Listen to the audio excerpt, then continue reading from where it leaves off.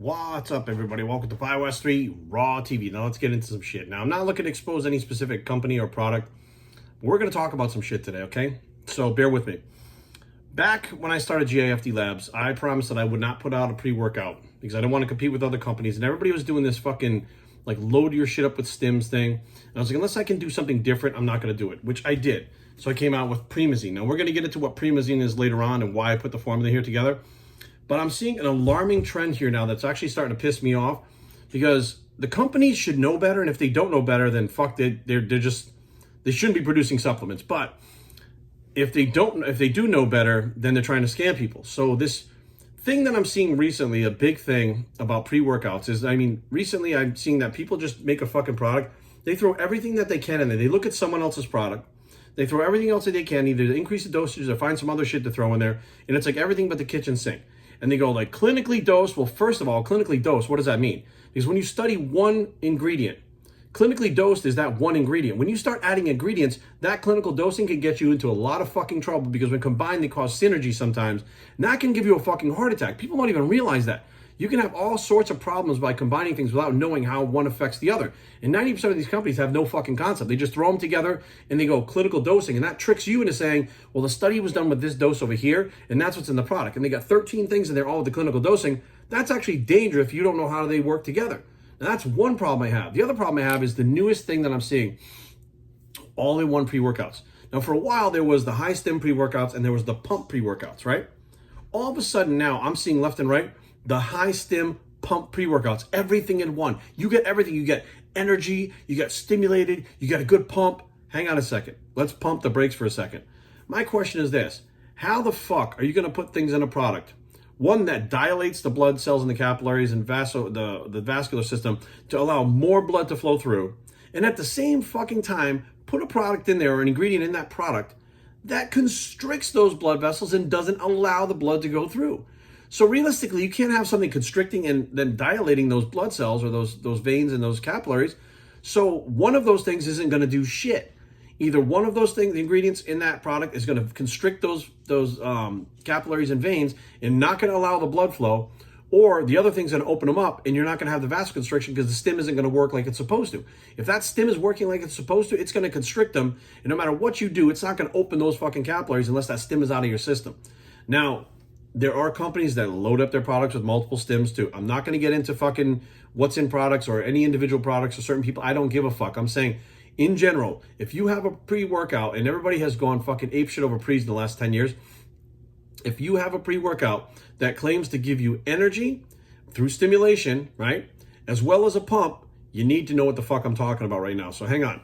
So even if you don't know shit about shit, you can Google, right? So you can Google over here. All you do is take in Google and type in there, does caffeine cause vasoconstriction? Okay, and what pops up is caffeine is commonly used as a neurostimulant that also produces vasoconstriction by antagonizing the adenosine receptors. Now, if we go a little bit further, it says, does caffeine cause peripheral vasodilation? Right, not just the cerebral. Excuse me.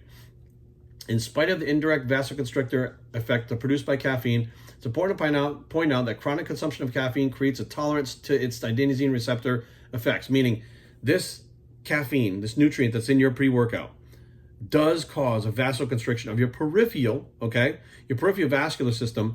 Also, it's telling you that you can build up a tolerance to it, which means you need to take more and more of it to get the same effect, okay, which that's a whole nother thing that we could talk about as far as heart health, right? If we can go even further and says, does caffeine affect blood circulation? Furthermore, caffeinated products intakes significantly reduce the blood flow assessed by laser Doppler flowmetry. It tells you how they measured it, and significantly increased vascular resistance when compared to decaffeinated products. And there's a study on nih.gov for this one here. A lot of things are on nih.gov, but this is actually on sciencedirect.com that it's actually put on there. So you don't even have to know shit about shit. You can just Google and find this and do the research on your own. But it's telling you flat out, caffeine is a vasoconstrictor. What's the main stimulant they put in all of these fucking products? Whether it's 200 milligrams, 300, 400, caffeine. It's cheap and it's effective, right? And what caffeine does is it goes to your fucking brain, to the adenosine receptors, and tells you that you're not tired. It doesn't actually give you energy like you think it does. It tells your body that you're not tired, and then a stimulation effect happens from your central nervous system. So essentially, it's kind of like Tylenol. Tylenol doesn't really go to where the pain is. Tylenol sends a signal to your brain to tell you that you don't feel the pain. So you're still technically tired, but you don't feel it because of the stimulation, the adenosine receptors in your brain from the caffeine, right? So you technically don't have extra energy. You're tricking your brain into thinking it, and of course, that is not good for your fucking body. Anytime you're masking anything like that, it's like you have an injury and you take Vicodin and go to the gym, you're going to get fucking hurt. Just because you don't feel it anymore doesn't mean that it's gone. Just because you don't feel that tiredness doesn't mean that it's there. Just because you feel that you don't feel your body run down doesn't mean that it's not. If you stim yourself and hop yourself up and get in the gym, you can get injured very quick. But that's a whole thing on a whole nother scale and a whole nother discussion. The whole point is you can't combine stims with fucking vasodilizers and put them in one fucking product and expect both of them to do the fucking things that they do. You can't open a capillary and restrict it at the same time. So more than likely, the caffeine is going to constrict it and the blood flow is not going to get through there. It does affect blood flow. There's nothing that I've ever seen, and I've looked through tons of shit that says any vasodilizer can beat the caffeine out to where you just get the energy and then open up the capillaries. Like, it doesn't work like that. It's like shooting a speedball, right? You do heroin and cocaine, they do speedballs, they do opposite things, and you feel one effect at a time. You don't feel both effects. You know, it's like and I keep using the drugs as an example because it's a glaringly obvious thing to me when I look at it that combining different things together give you a synergy. Well, combining drugs like cocaine and heroin or cocaine and drinking. A lot of people go out drinking, right? They get hammered. They do a couple lines of cocaine. They can go back and keep drinking. Why? Because you've actually made the effects of the alcohol go away by taking the other drug. So imagine if you were literally just do a shot, do cocaine, do a shot, do cocaine. What's going to happen? Eventually your body's going to fucking shut down. You're going to die, right? Well, you're not going to die from the pre-workout, but if you keep fucking around the pre-workouts, it could affect your heart. But the very bottom line is you're paying for something that's supposed to produce these results, and there's no fucking way scientifically it can do that, and you're still buying it, right? In your head, you're like, I gotta get a better pump. You're not getting a better pump. You think you're getting a better pump, you're getting the stimulation, but you're not getting the better pump. You can't combine those things in a product and have it work. That's just how it is, right? So now we'll get back to the Promazine. What was different about Promazine? No pump formula, no stims. Well, Jerry, how the fuck does it work? Well, first of all, we got creatine in it, right? Creatine is very important. We know how that works. Inosine. Inosine is an ingredient I put in here that 99% of people out there don't understand, have no idea what it is. Matter of fact, when I put this out, I had a lot of pushback against me because they're like, there's no science behind inosine. There's no science behind inosine. And okay, there's no science because the science literature for inosine shows that they used it with a cyclist. They didn't use it in bodybuilding and powerlifting, nothing like that. It was cyclists to measure endurance and cycling, not in a 10 to 12 rep range, 8 to 12 rep range in the gym training. There was no studies done like that. But my old mentor, of course, Jim Figio, understood that inosine is ATP precursor, which is exactly what creatine does, right? They're ATP precursors. Now, when you ingest creatine in a supplement source, your body tries to find balance again. So what it does is your natural inosine that your body makes, which inosine is naturally in the body, as the creatine goes up from loading the creatine, your body's now saturated with creatine, the inosine levels start to drop. So that's why a lot of people see these great results with creatine at first and it starts to plateau. As that starts to plateau, it's because your body is starting to come down with the inosine. Just like when you shoot testosterone, and your level's already high, you shoot the testosterone, you're up here, you're getting great results. When your natural testosterone starts to shut off, you start to plateau. So as that inosine starts to come down, you start to plateau. Well, if you put inosine back in there, it brings it back up to the levels where it should be, and all of a sudden it's like throwing gasoline on a fire. All of a sudden now you have more energy, and it's real energy, muscular. You don't feel stimulated, but when you go in the gym, you can press more weight, you can get more reps. Promazine was invented specifically to be stronger in the gym without stimulation, to get more reps in the gym, more sets in the rim, and have in the gym, to be able to get a better stimulation of the muscle, get out and let it recover. It wasn't about the stims. Of course, we also have calcium pyruvate, also another ATP precursor. So it's all about creating energy on the molecular level as opposed to stimulating you out of your fucking skull. It's not how it works. Like, it's completely different than the other pre-workouts. Now, how did Jim Figio figure that out? Well, Jim actually went to medical school. He went to medical school, went through the whole shebang, and found there were certain things that he could use with his clients that were part of his Daniel Chapter 1 company, and he was having wrestlers on the wrestling team. What they did, they had inosine tablets he came out with, right? And you can buy inosine like all over the place. It's not like it's hard to find. People just don't understand it. But I put all three in this, so you don't have to go anywhere and buy anything. It's all in one shot. Once he started giving those inosine tablets to the wrestlers, Bristol High School, these guys were fucking killing people. So much to the point where people like, they're on fucking steroids, test them. They did, and they came back clean. So like, what the fuck's going on? So they had a product called Electrocarb, which had carbohydrates and electrolytes in it, in the inosine tablets. Those were the three things that the wrestlers were taking.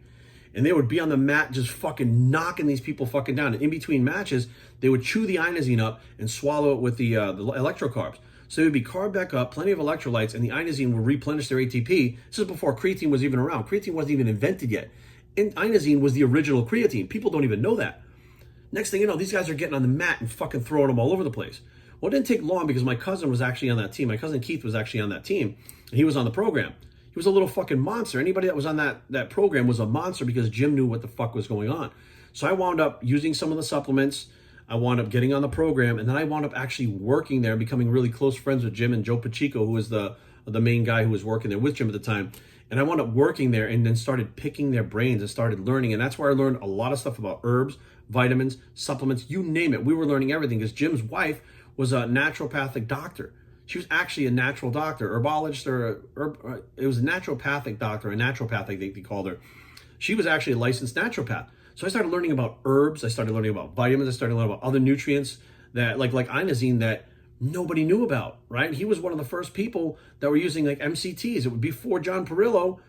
Jim already had them out because he knew they were a better source than a regular fat to use. He was able to pull carbohydrates and use those fats in some of his clients. And he had an MCT oil that tasted like fucking motor oil. It's just how it was back then.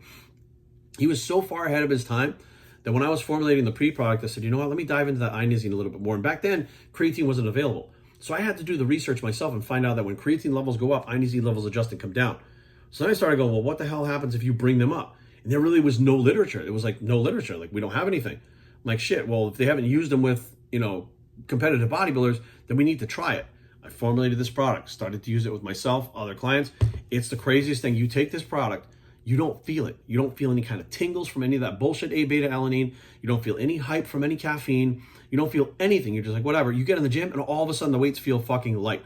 And I'm like, what the fuck? Like, it was crazy because I hadn't even added the calcium pyruvate. Once I added the calcium pyruvate, it was even more effective because you had all these things producing more ATP during the workout. You've taken all these precursors to produce more ATP.